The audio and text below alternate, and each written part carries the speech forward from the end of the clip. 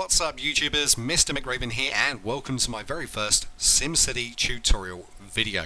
Now one of the most common problems that I see people have when they're building their city within SimCity is traffic congestion and lots of traffic jams all over the city, and the bigger you build the city the more traffic gets blocked up. Now traffic jams within SimCity are no laughing matter.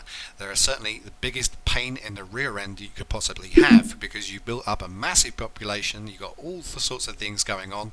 The last thing you want to do is rebuild an entire section to try and ease the traffic flow, only to find that the traffic flow doesn't improve at all. So hopefully in this video I'm going to show you some quick tips and tricks as to how to improve traffic flow, not only by understanding how some of the roads and intersections work, but also I'm going to show you a way to lay out your roads in such a way that you can keep the traffic moving and you won't rely on mass transit to help keep your city clog free. So with that in mind, let's get started with the first part of the tutorial. Okay folks, we're going to take a look at the first part of this tutorial, and that is to understand the basics of how some of the roads work. Now more specifically, I'm going to show you one of the most common mistakes that people make when it comes to using avenues. Now most of you will be familiar with the avenues in the road selection menu. You've got medium density, high density and high density with streetcar. Now the principle I'm about to talk about applies to all of the avenues. It's not just one specific road, it applies to all avenues, and so this is probably something you probably wouldn't be aware of, and hopefully this tip alone should save your city from complete traffic meltdown if you keep it in mind the next time you build. Now one of the most common things that people do is they get some medium density avenue and they go straight out from the entrance of their city and they build this massive long road into their city, and then they start to zone residential areas along it. Now one of the things to bear in mind when you're using avenues is that avenues are designed to be a thoroughfare, like an artery around the body of your city, and so the traffic's supposed to be able to move up and down it freely and as quickly as possible. Now as soon as traffic reaches an intersection like this area here, it'll have to stop for the traffic light and wait before it can move on to the next part of wherever it is going.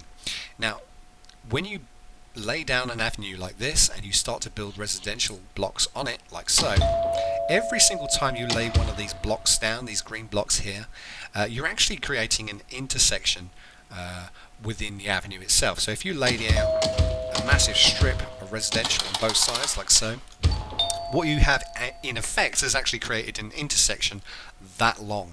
And if you do it for the entire length of the road like so, that road is basically one very long intersection. Now I'll explain what I mean by this. Is let's say your resident comes in, wants to move into the city, moves in, builds a house, and he has a car. So when he wants to go to work, his car has to come out onto this road and travel on its way to work wherever it might be going. Now if you times this by the amount of houses that you'll have on this street, you're going to have lots of cars both coming in and going out on this road directly as they're going to work and coming back, as they're going to the shops and coming back. So basically this road just becomes one huge intersection. Now this is fine to begin with in the beginnings of the game when you really have a small population and it's not a lot of cars going around, but as your city builds up and gets bigger, it's going to become a real major pain in the arse, because you're going to want your fire trucks, your ambulances, your police cars and all your other utility vehicles to be able to get around your city very quickly without being hindered by lots of cars on these main thoroughfares. So one of the things that you shouldn't do is you shouldn't be building residential, commercial or industrial on these main avenues. You should use these main avenues as a means of thoroughfare and not a means of building residential on it. So you'll probably be wondering, well, how am I supposed to build up any kind of areas if I'm not allowed to build up on these roads? Well, I'm going to show you a technique or a way to build up on your roads, your main arteries, in a way that allows the traffic to flow in and out, but also maximizes your ability to use the maximum amount of space to build the highest density population as well. So we're going to move on to that section next. Okay folks, so in this section of the video what I'd like to show you is a way that I like to lay out my avenues and roads within my city in order to control the traffic flow and reduce the need for mass transport. Now, this isn't a hard and fast rule. There is no hard and fast rules to laying out your city in SimCity, and you can use this technique if you want to or not. That's entirely your choice, and you can also manipulate this technique to suit however you like to build your city. So I'm just going to show you a way that I use that works for me, and it certainly helps to control the traffic, and you can have quite large population cities without needing any mass transport at all. So I'm going to do it in a very simple, small scale. You can of course do this in a much bigger scale when you're building your city. So I have a small rectangle here which is representing the entire city, and I'm going to show you also how to control the intersections within your city. So we start off, we come in and we meet a T-junction here with an intersection. Now, one of the things to bear in mind when you're building your city, when it comes to intersections, you really don't want to have anything more than a three-way intersection or a T-junction like this, because if you move into a four-way system, which looks kind of like this, this is going to start to cause some major traffic jams and become a real pain in the arse. So you don't want to kind of create a four-way system like that at all. Just get rid of that road. So if you have to use a four-way system at all, it's always best to use a roundabout. Now, how to build a roundabout is quite simple. Is you would have a section like this, delete some of the road, like so. You can select your medium density avenue. You can select circle road. You can hold down control on the keyboard, and this will make the circle a perfect circle. And you have a circle like that. Of course, it doesn't have to be this big. This is just a very rough example. And then you can continue the road straight on to create your four-way system. Now, this is better than a four-way system, and it uses 4 T-junctions instead of a single four-way system, but this will work out better in controlling traffic rather than having a single point controlling the traffic. You'll now have 4 T-junctions, which will be much more efficient within the city. So if I just delete this and move back to the rectangle shape,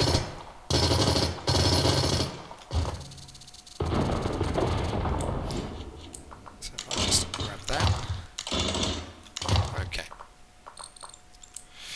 So that's one way of controlling a four-way system. Like I said, ideally you only want a three-way system or a T-junction anywhere in your city. But if you can't avoid a four-way system, then always try to use a roundabout where possible, or some other kind of solution. Now, the other problem we can see with this city layout is there are 4 other intersections around here. Now, whenever a car is going to reach one of these intersections, it's either going to stop or it's going to have to slow down in order to allow all the other traffic to move around. Now, one way to solve this problem, and it's certainly worth watching out for in your city, is to get rid of any intersections that aren't necessary, because if you have an intersection, it's just going to slow down the traffic. So what we do is get the bulldoze tool, and just take off the edges of the corners, like so. Now, once that's done, what you can do is you can make a nice smooth curved road around about 45 degrees by selecting the arced roads.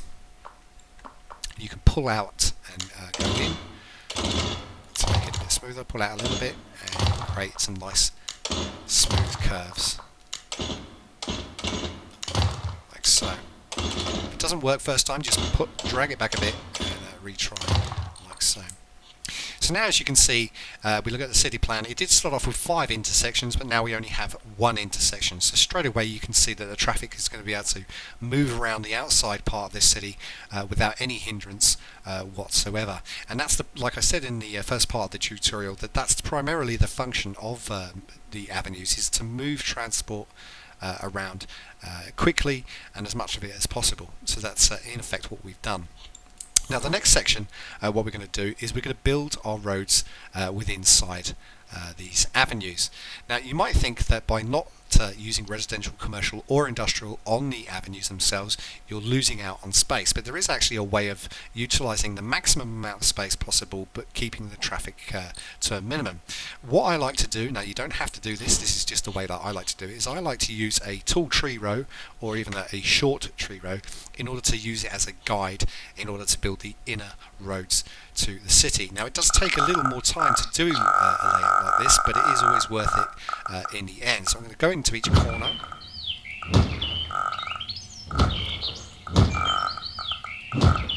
Very roughly just lay out some trees like that. Now, as we look from the top, now you can do this in other ways by using the road guides, but I like to use these tall tree rows, and you can of course keep them once you've finished building the inner roads themselves. But I find using these tree rows, what you'll actually see, if I use the guide, you'll see that it actually uses up the same amount of space as a maximum density building, so you don't need to worry about if your buildings will grow up to be the maximum density possible, because using a tree row you can see that it already fits the maximum density size. Now with these guides in place, what we can do is we can grab the road tool and we'll go with a high density street. Let's say this is going to be a nice rich area, and you can either do it with a straight line or any of the other tools. It depends on the initial shape of the avenues you're using. I'm going to start off at this corner. You can see that's too close. A little bit away. It might be a case of trial and error, but eventually you'll get there. That'll do. Now you can either keep these tree rows or you can get rid of them. I'm actually going to get rid of them, so everything's clear and easy to see.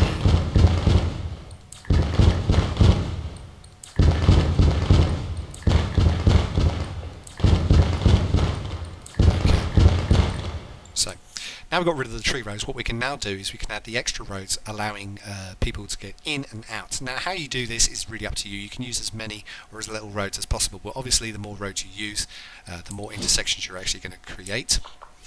And as long as you're creating only three, no more than a three-way intersection, you should be fine. So I'm going to create one there, we'll create one over here, and one on each end. Now you don't have to use this many roads, this is just a rough example, so you get a general idea. Now as you can see, when I use the zoning tool, that all the way around I'm able to use the maximum amount of density within the city without losing any space at all, so you don't have to build on the avenues. Now once this is built, you don't build on the inside part of the avenue, and I'm going to zone this out in a moment. Now, like I said earlier, if you don't need an intersection within the city, you can remove it, and we can see there's 4 more intersections on the inside roads that we can actually get rid of.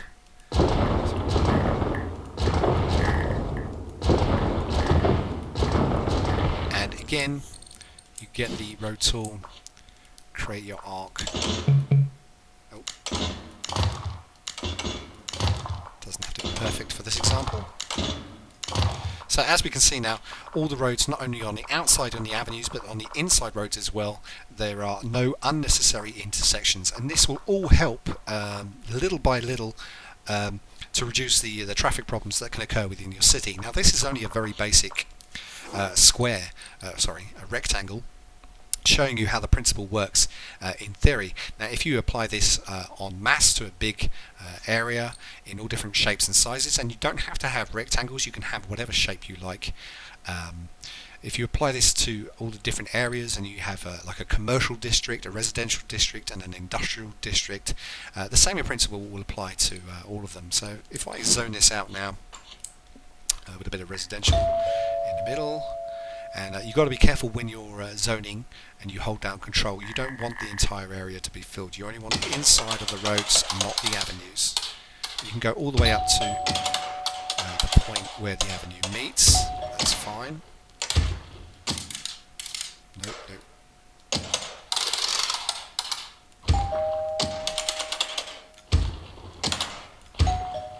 So now basically, as you can see, all of this area now can all inside of this rectangle can be high density housing without any issue at all. So every ounce of space is available to use, and of course you can add whatever parks it is you want to use inside it as well. So we can have pretty park entrances all the way around. This is a very quick example. And of course, you can place your fire stations, ambulances, not ambulances, medical centres on these inside roads as well. Now, if you absolutely have to, you can use certain parts of the avenue if you want to. You don't have to just use the inside roads, but I would advise using as little area possible on the avenues to reduce the amount of traffic flow. Now, if let's say, for example, this was a much bigger city and you had an area over in a corner away from the highway that wasn't too busy, then you could probably build some utilities on those areas that are least affected by traffic, and you can get away with it. But if it's in the heart of your city, generally try and keep your avenues as clear as possible. But this basic layout here is the principle that I use when building cities, and it works really, really well. And it helps not only to manage the traffic, but it stops you having to use mass transit where you don't need it. So not only does it save on the cost of the transit, but it also reduces the amount of mass transit vehicles that are coming into the city. And if you don't need it, don't use it. But that's basically my quick tutorial for showing you how to lay out roads, and you can of course expand on this idea much more. But this works for me, and hopefully these tips have been helpful to you. If they have, click a like, leave a comment, or subscribe to the channel for even more. I hope to be doing some more tutorials in the future. But until then, take care and have fun.